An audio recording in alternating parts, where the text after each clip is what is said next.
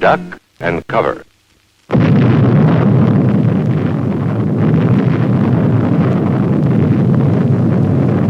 Well. Yeah. Here we are. Here we go. Yeah, here we go. Yeah. So, I need my hair cut. Oh, yeah? Yeah. I have this, like, every day I wake up in the mirror and I'm like, I should have gotten this done, like, weeks ago. I think it's looking pretty good. It's dangerous. It's looking voluminous. Yeah, exactly. That's Yeah. the thing. Yeah, but not in a bad way. It's like, really... It's like, it's hard to light, you know, because then your whole head becomes like this halo of, like, Oh, right, single because you hairs. have pale hair. Yeah. Yeah. Problematic. Are you self-conscious about having such light hair? I'm not self-conscious about it now. Okay. Yeah. Okay. But I definitely have, I don't know, I have like, I think for me, there's like there's certainly like, for all of us, we have this sort of transition length. There's like a shorter length. I know it. My God. And then there's this like no man's land. I'm in the no man's land these days. Right. Having a really rough time. Yeah. So I feel like I'm in the no man's land as well. You and me both. Yeah. Don't cut it. Just let it go. Explore that. Right.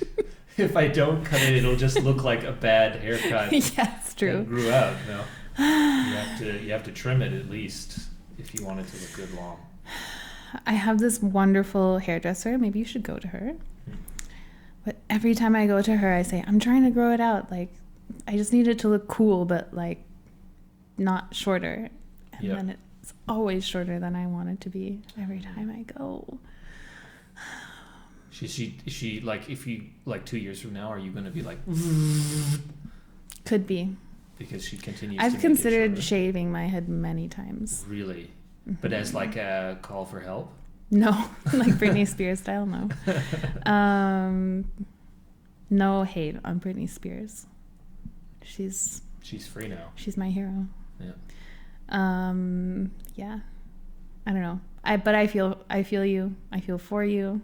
I'm like really, every day I wake up and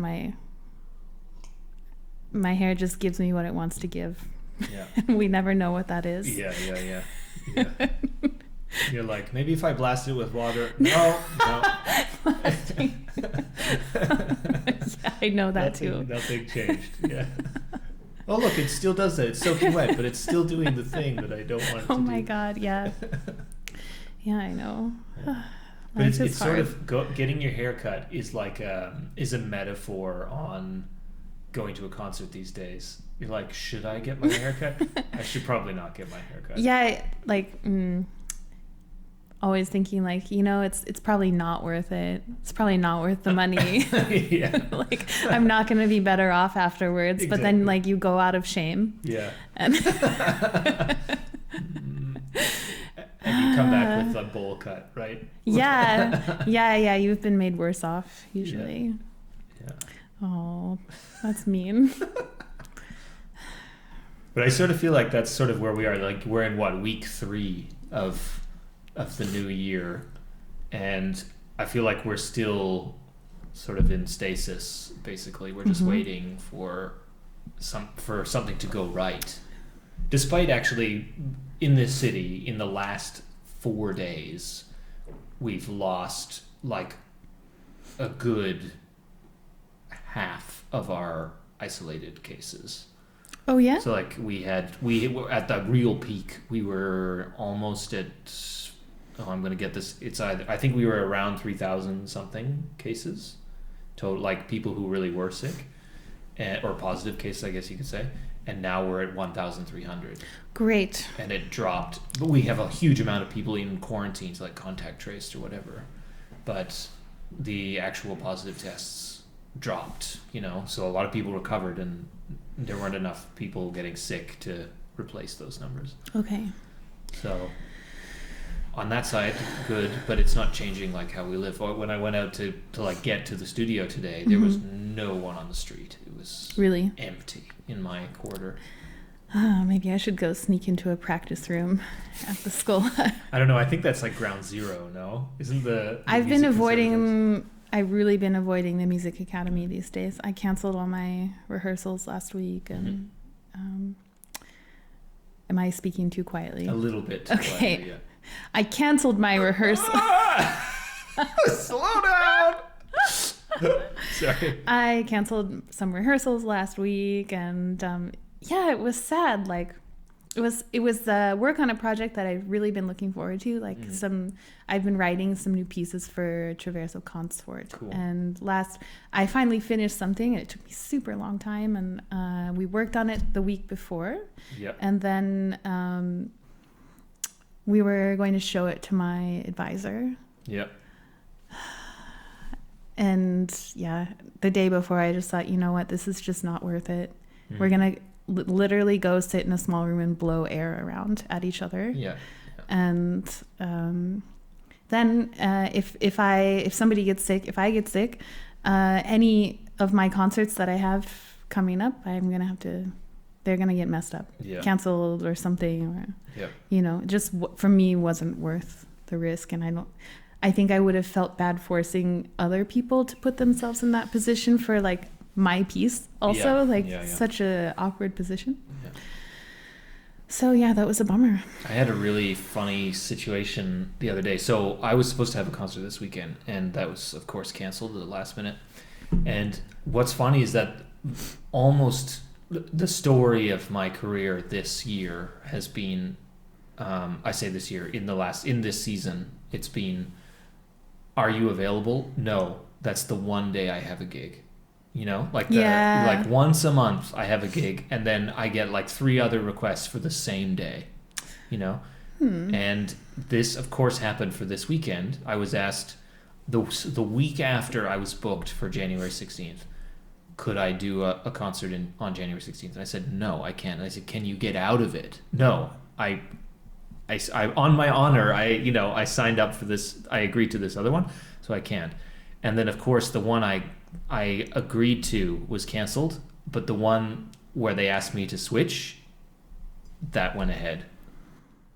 So it's a really strange situation where you're like, if I was a dick, I would have worked this weekend, but I probably would never have gotten more work from the postponed event or those people.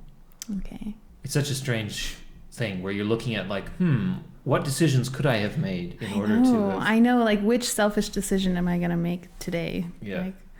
Like, or the opposite, like... Yeah. We're living in a stressful time. Yeah. I don't know what to... Like, there's no other time in, like, a musician's history where we have... Like, obviously musicians have had precarious work conditions, like, going back to the beginning of time, but this is one where it's like anything could be canceled at any moment. And now the way that it, in many places, if you are asked to play internationally, which of course is common in Europe and not in North America or whatever, but if you have to cross a border and then your concert is postponed or canceled, often you can't receive the cancellation insurance because it wasn't happening in your own country, which I've heard about certainly for people in France playing in Switzerland, people in Germany playing in Switzerland, where the Swiss event was canceled, but none of them could claim cancellation insurance because it was a Swiss concert and it wasn't a German or a French concert. No. So I thought that was, like it very quickly makes you think, okay, well, if I am going to work, maybe I should only work here, In Switzerland or like in the country where you're registered. Exactly. Where the rules define, where the insurance, you work within what's able to be covered by insurance. I think that really depends also on your niche.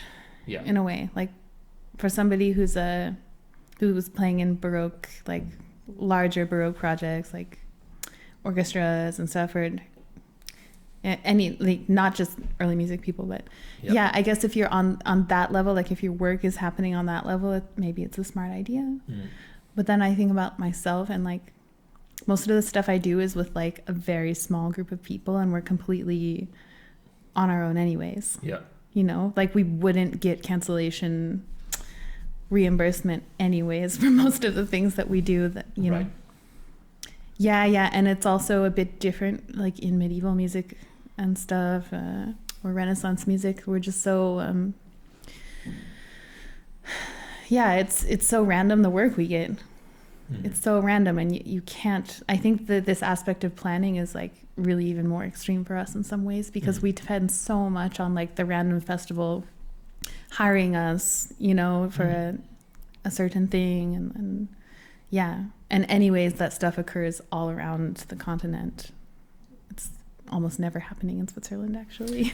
I have a question for you around this, around this, not related to Corona. Okay. But around being an ensemble that wants to be hired to be performing in a festival, right? So assuming that you've made it a sort of a chamber ensemble, it doesn't actually matter what repertoire. But of course, this is like by definition how Renaissance medieval stuff works. Yeah. You've got a group of, let's say, I don't know, between 3 and 7 people, right? You want to get into a festival, and despite whatever the festivals say you need to have, like Facebook page, social media, whatever, despite that, would you say the most important thing to have is a CD? As a thing to send to them to prove your quality? It depends on the festival, right?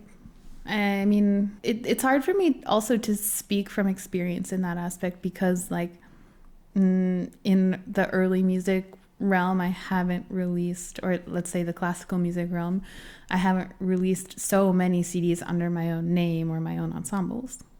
Like most of the performing I do at bigger festivals is with like other groups, because that's like the food chain these days. And it has been. It's just like the bigger, more established groups are basically the ones who like typically get called to play at festivals.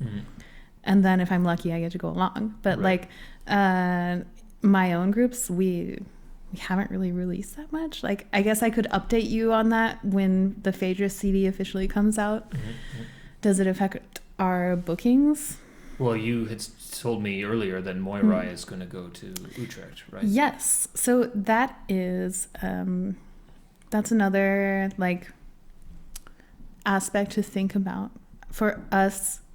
So I think every year there's a bit of fluctuation in exactly who is curating festivals, like Utrecht specifically. So there was somebody curating the Utrecht Festival for this coming year who knew our work and then recommended us. Right. And that's how that happened. So a good old way. The good old way. The insider's way. No, just kidding. But like, I do think that maybe of equal importance is also just like personal connection and producing like meaningful, impactful work also that like stays in somebody's mind. I mean, the person who recommended us has seen us doing concerts a couple of times, and I think it just stuck with them, you know. And then when it came to curating the who was performing at the festival, etc., like it was in their mind, because what we did was like super impactful and like really intentional. Right. I think. Right. In my opinion. Like, very impactful. What we're doing was the most important work. Super important. No, but I know what you mean. Yeah, but they wouldn't just put you on the festival list for no reason. They would have done it because they saw what you were doing and they liked it. They thought it was good. I think that's maybe what younger ensembles can focus on more than like, we got to put out a CD. Even though putting out CDs I think is really cool still, because it's a way of saying something, you know, like adding your thing to the discourse and the cloud of information. But I think it's more important to just like produce something that you're like really into and really proud of and excited to play. And then like, I think that comes across most of the time if you really stand by what you do, if you really believe in it. I think that's the heaviest blow that you can make. I'm asking this because I had a conversation with Actually, it was Rui yesterday. He visited yesterday, and they've got a CD coming out soon. that's right. That's right. Yeah, We had Giovanna Bavier on a couple of weeks ago. Wait, you were there for that one? I was not. Okay, so it was Grace and I, and Giovanna was here, and we talked about self-accompanying, and we also talked about that they had a CD coming out, Concerto di Margherita.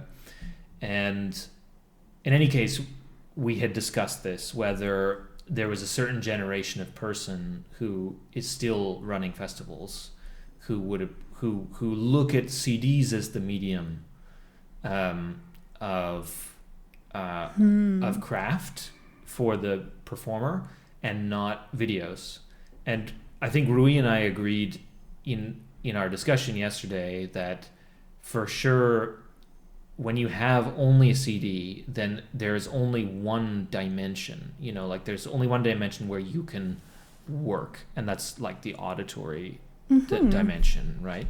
And so you also benefit from the fact that if someone is going to listen to the CD, you have their full attention in their ears. They're really listening, and they're not looking and listening. And what you have different in a performance, and what was so important about my work with Tony Rulli and Evelyn Tubb, was that the visual element in a live performance is just as important to bring that across. But then when you're making a video, it is as well. And what you could have is that you could have the auditory experience in a video, which would blow people out of the water in a CD format, but it might look awkward, and then it wouldn't work. I see. Right? We haven't seen like this sort of blending yet, I think, to its full potential in the classical music world. Yeah. We haven't seen like a whole concept really like fleshed out. Yeah. With the sound and the image and everything. Yeah. But I would like slightly counter your idea about the CD as just an auditory experience. Okay. Because it is a physical object. Yes. And there's other elements that come into play there and like reinforce the sound experience. Sure. And when you produce a CD, there's so much thought that goes into it also, and that can show in the visual aspect. And also, I mean, the program, like the booklet notes, are no small thing. Yeah, sure. Yep. And I think that's part of why, like, sometimes when you see a CD from a artist, it kind of imparts this aspect of legitimacy, I think, to their output. I think, because there is a bit more intentional aspect to not only the sound, but then also like what they chose to communicate with the physical object. Right. That's like a huge critique I also have of like early music CD releases. Oftentimes is that it's like the physical aspect of the CD release oftentimes seems like kind of thrown together in a way. I don't know. I think about books the same way. Are you an avid reader? Not really.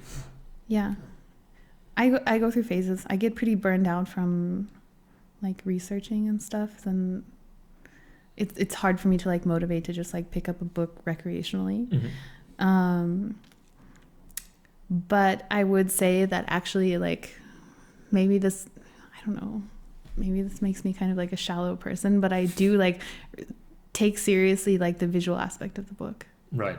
And like the tactile experience of like holding the book, like what does the paper feel like, what does the cover communicate? And but is that even in the purview of the author? Can they even make those decisions? Yeah, it depends. Right. It also depends for somebody releasing a CD, right? Yeah. Like with the Phaedrus album, like we weren't so, like some aspects we were in control of, like the imagery that we wanted to use, but then like the actual design was not under our control, more or less, because it was with like a label that has their concept. And then with Discreet, like our little label, like we're the same, like we do the design ourselves, and we like insist on that, right? And it's really important to us. So yeah, I don't know where I'm going with this, but I want to like circle back a little bit here Yeah. because this whole discussion that I had about CDs and so on, yeah, it comes out of having watched. So I am a frequent not user, frequent scroller on the Facebook group Historical Performance Shitposting.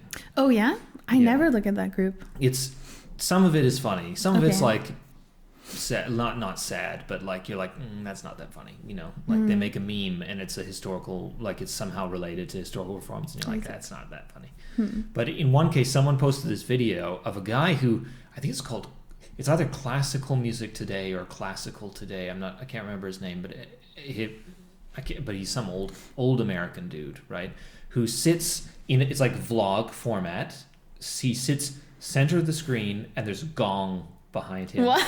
And the rest you can see is like the books in his house, and he's clearly like this guy who talks about classical music all the time. And apparently the historical performance community have problems with him. Like he's written some articles apparently in Music and Letters about vibrato and stuff in the 90s, and so, and anyway, there's this one that he posted last week, this one vlog about how historical performance practice is killing classical music. And it's really funny. It's really funny. And why did he say that? Well, it's for clickbait, but his thing, he does this survey in the video, and all he does is he says he wants to say that this is like it's emblematic. What the examples he's going to show you are emblematic of what his historical performance is. And he says, now I don't go to a lot of concerts of historical performance these days, so I'm only going to talk about CDs because there's so many CDs out there, and I'm going to give you 20 examples from classical music of Beethoven's Ninth Symphony for Adagio movement, and 10 movements from 10 of those from the historical performance community. And the one, he doesn't even play them or anything. He just says this is the time, the duration of the movement in the classical music pieces. And he goes through all of the different durations, right? And basically the duration range on the modern side is from 18 minutes and a half down to like 12 and a half minutes. And then he goes through the 10 CDs on the historical performance side, some of which have conductors I've never heard of, but like obviously kind of maybe North American conductors, but Beethoven's Ninth Symphony, there's not a lot of those in historical performance practice. But anyway, regardless of this, the times list between 13 and a half minutes and 12 and a half minutes. So there's this huge variety of tempi in the modern performers, and there's just no variety in the classical. And so he says this is indicative of the fact that we are some sort of woke, dogmatic group of people who are enforcing our will, and that there's no room for creativity in historical performance. I love this. And it's really funny to watch that. And I'm like, first of all, that is the absolute worst example movement. Like, why pick Beethoven? Why pick a symphony? But why? That's just like, that's not historical, that in my mind, that's not historical performance practice. Of course it's part of it, but like that's not where the vast majority of the early music world is focused on. It's not on Beethoven. It's underexplored, let's say. and also I don't think that it's not like tempi, which is an area in which there's maybe huge debates or whatever. I think in Beethoven there is kind of a lot of debate about that. I know that there was in the 80s and 90s between what's his name, Taruskin and Norrington and some of them. Or was it Norrington? I don't know. Anyway. I don't know. But what I see, and this guy is like 60 plus. He could be 70. I don't know.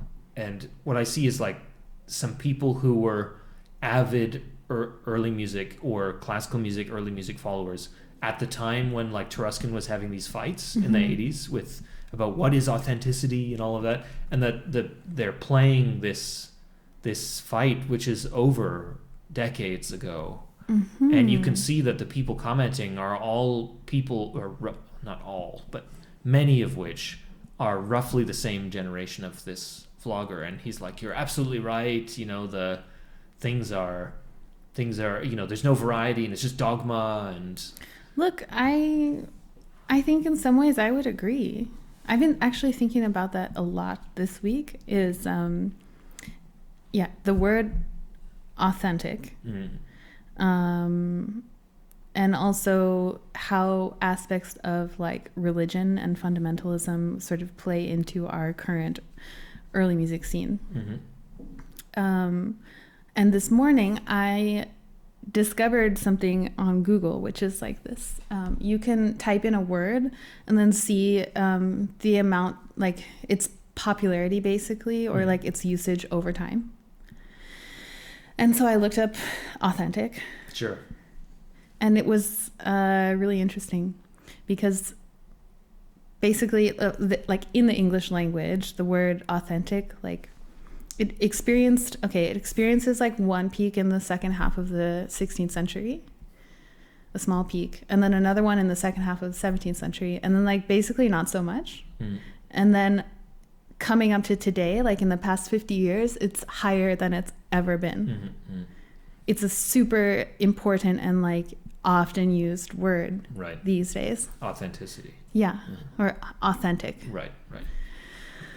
Well, I mean, I know that authentic was like a whole marketing word for early music. Yeah, I mean, it has applications in really diverse areas in a way, but also like it's cool, or I think it's useful to think about how it's applied in like other fields maybe, and then how we apply it, for example, in Baroque music, or what is it to be authentic?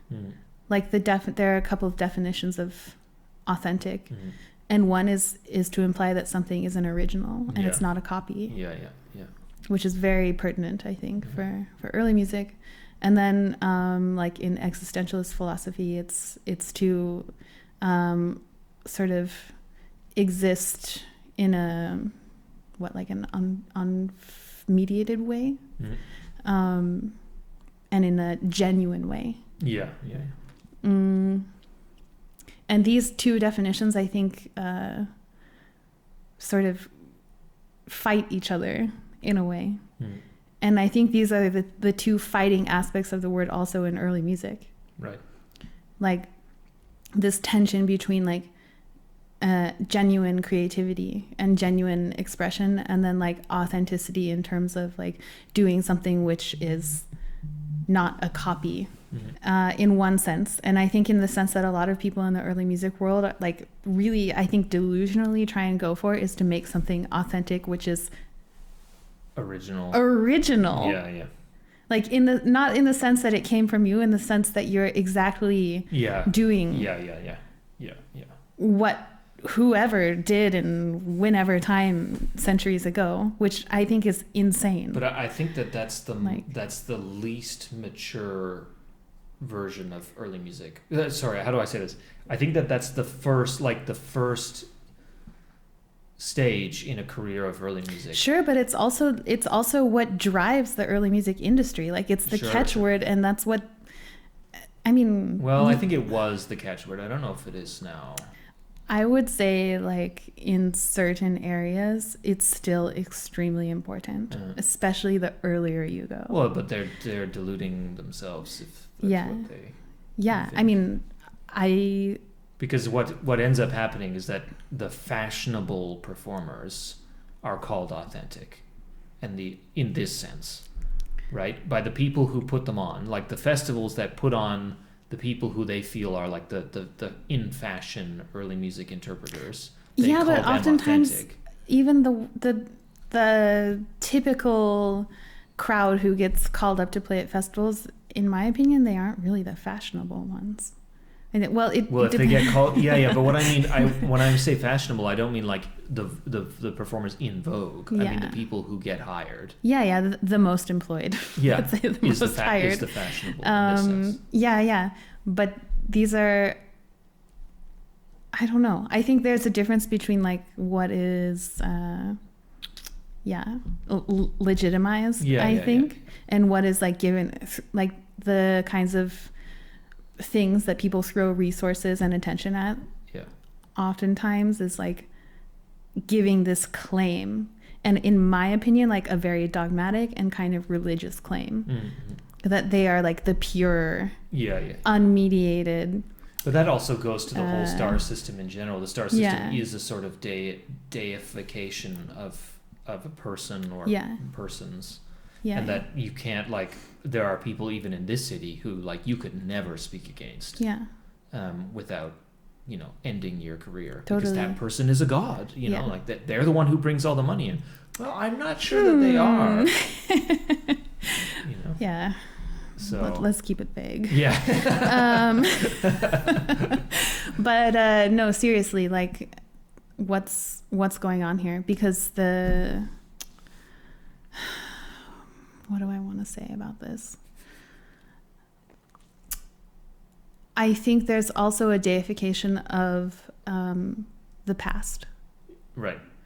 And like the canon in ways. And then also of, this deification of whatever people think was going on, for example, in the 15th century, you know? I loved, there was this moment in a symposium. When was Darf Mandas? Oh. Was this 2017? 2018? 2017? Could be 18. Maybe 18. Could be 18, yeah. Getting old. This was the one where Bjorn Schmelzer gave the keynote. Yeah. I'm thinking of Bjorn Schmelzer's talk. Yeah. And people just couldn't. Am I allowed to say shitting themselves on this? Yeah. Like just shitting themselves about this. Yeah. And like I remember getting messages from certain colleagues saying, like, you know, early music has now been corrupted. Like, you know, the Schola has been corrupted and it's never going to be legitimate again, blah, blah, blah. Yeah. And I loved this conflict. Yeah. I thought it was so important and so interesting to see everyone kind of like just reacting and it was sticky. But there was this moment where Felix, I don't think he cares that we talk about this, because I mean it was like very public and like very I mean I wasn't there, but I know. Yeah. So our colleague Felix was doing a bit of heckling and in the Q&A period after the talk, you know, and he was standing there asking some questions and saying like, why do all of your albums sound the same? You know, like, why does your Macho album sound like something that you recorded from Derore or whatever? Yeah. Like, why does the aesthetic sound the same? Like, to me, this is not... There's something illegitimate here, basically was the essence of that. In my impression, you know. Yeah. Maybe Felix would disagree with that. Sure. And then... I'm trying to remember like the specifics of the dialogue that kind of unfolded from that. But at one point, Schmelzer said something about not saying like, but I'm not an expert of these things, you know. And Felix's counter was, but I see that you're an expert of yourself. Okay. Which was, I think, supposed to be like a dig. Yeah. But in my mind was a really important, honest thing to say. Right. And it caused me and continues to cause me to reflect about, like, in early music, like, what is wrong with being an expert of yourself in a way. What I find funny about them, that I go to their website sometimes because why? It is a masterclass in bullshit. In being able to write about yourself, like as a marketing speech. It's a real masterclass if you go to their website. And that, because I can't even describe it. All I would have to do is read out the bio paragraph about the ensemble or about him, and you would know that it's hot air. Most of it is complete bullshit. But it's such on the border of market speech that some people would go, wow, what a fantastic group. What this person must be incredible. And then anyone on our side of the fence are like, Jesus Christ, you can get away with that? You know? Yeah, and I think only in the classical music world do we have this kind of like, you can get away with that thought. Yeah. Like, but it shows you the sort of restraint that so many people put on. That's what I mean, and that's what I also mean, again, going back to this religious thing of like purity and like altruism or something. With altruism towards what, I don't know. But yeah, this kind of thing of like always serving this sort of like divine idea. But then none of us actually know what that divine idea really is. Right. And yeah, I don't know. This is my thought about authentic right now. I don't want to like I'm not trying to criticize anyone's perspective actually about like what style of music making is appropriate, or like what style of music making is worthwhile for them as artists. Yeah. But I feel like also the people doing something that we would consider quite conservative or pure is also like them being experts of themselves, because that's their taste. Like everyone in the end, it's coming down to like your personal taste in music, and there's not one that's like better than the other. But I do see like in the early music circle in particular that there is something being valued over the other. Well, there is certainly one which is more like hireable over the other. No, like if your ensemble displays a certain taste versus an ensemble which is quote unquote in fashion. Generally, I mean, what I'm seeing in especially in the earlier repertoire is that the closer you align in taste with the ensemble which is in fashion, the more likely you're going to play for money. Oh, for sure. Yeah, right. For sure. I think, also there's a lot of transformation happening right now because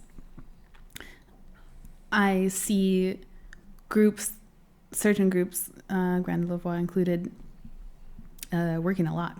You know, like obviously, like they're doing pretty good. Yeah. And this is not considered the conservative approach. Yeah. Sure.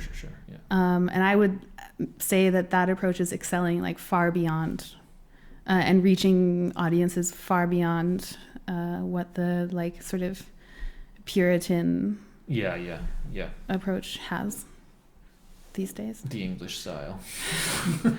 Maybe the English. Yeah, I was talking to somebody this weekend about that, about how it is like a bit. Oh.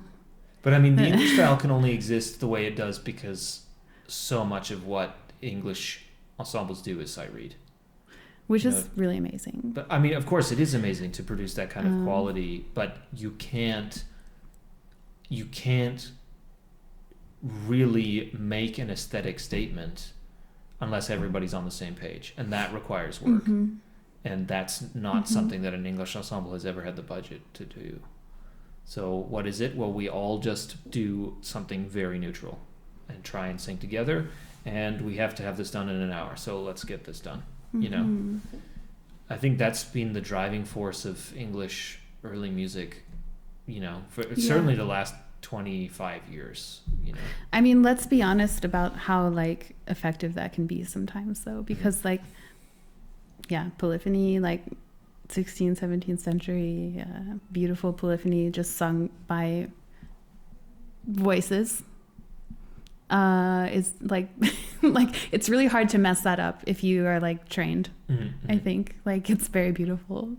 But also but the aesthetic is something, you know, like you can have very good singers, but they can come from operatic backgrounds. Totally. You have to be on the same page. I think that's what I'm trying to say. Like if you are on the same page with everyone who you're singing with, it's just like really hard to mess that up.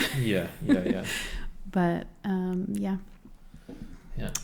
interesting. Good times. But I definitely, to finish a point that I had started earlier, I definitely feel that when someone comes to me, like the opinion, when someone says authentic, I want our performances basically to be a recreation of something from the past, you know, like a real concert that happened.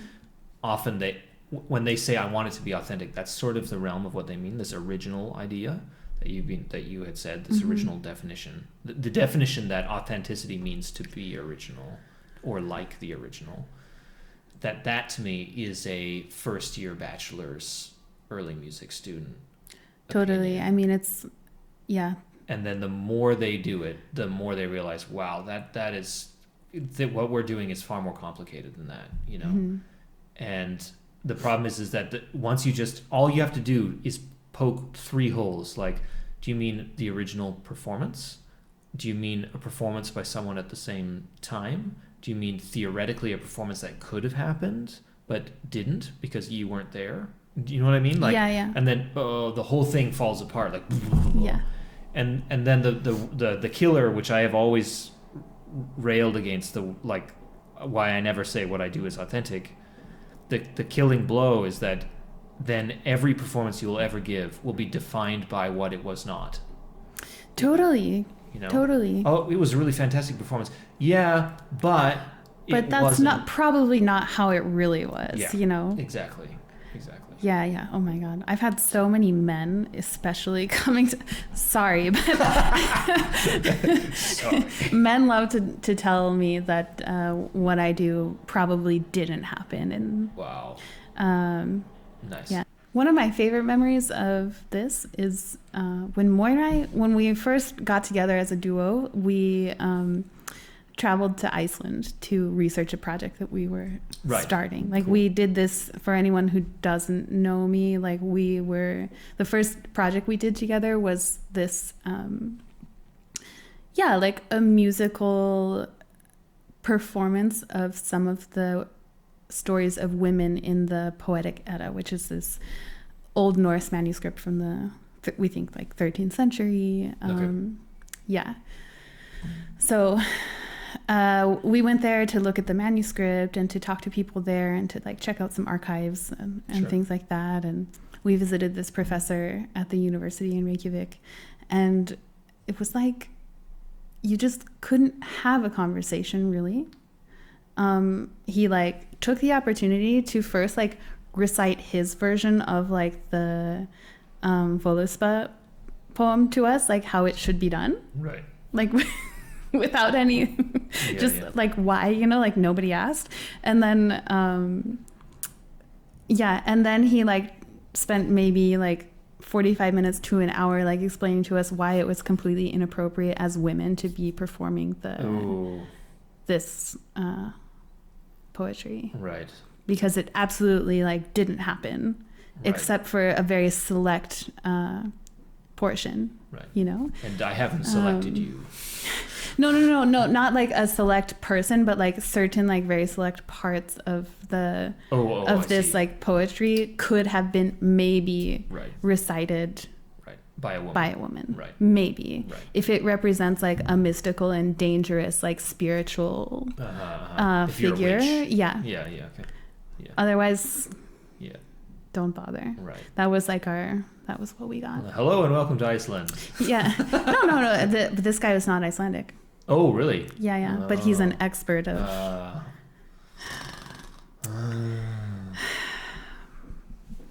Yeah.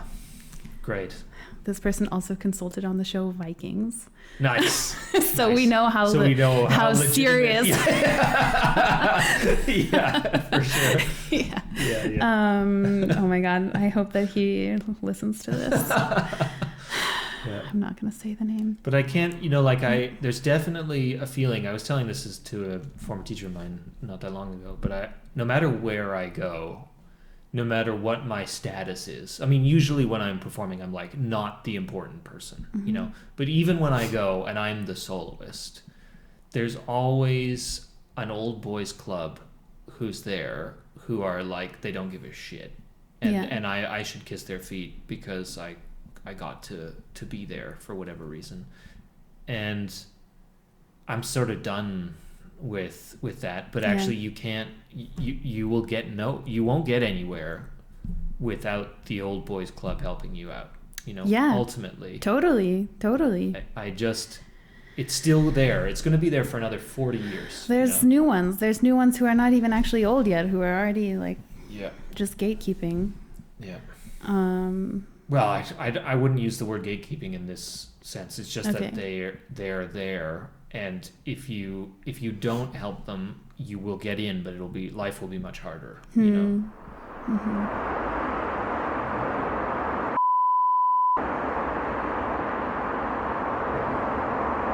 So that's it for us today. Thanks very much for watching. If you haven't already, hit the subscribe button and like the video on YouTube. So thanks for watching and take it easy. Bye. Bye-bye.